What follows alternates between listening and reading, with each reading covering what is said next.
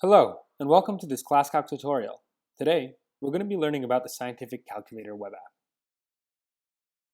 On the calculator keyboard, you'll find the numbers in the middle, with basic functions on the right and advanced functions on the left. For even more advanced functions, you can find them neatly categorized into trig, algebra, statistics, and calculus. But on the web app, we generally suggest that you just type in functions. Here, let me show you an example. To use the cosine function, I can simply type COS of 60, and ClassClac will evaluate the answer on the right.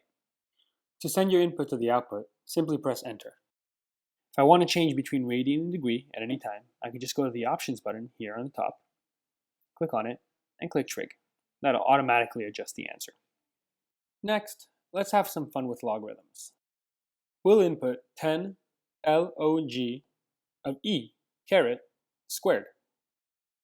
Let's press Enter to send that to the output too. To change an equation once it's been sent to the output, simply click on it to edit it. Let's change our equation to 100 log of e squared. Next, we'll change some of our answer formats.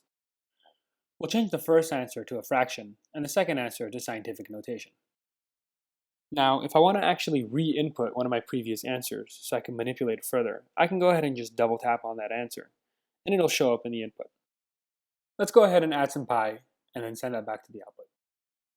Lastly, we're going to have some fun with calculus. I'm going to go ahead and take the integral of sine x on the interval of 0 to pi. Now if I want to clear my answer, I could tap x once to clear the field.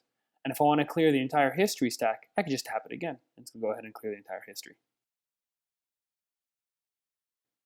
Thank you for watching this ClassClac tutorial.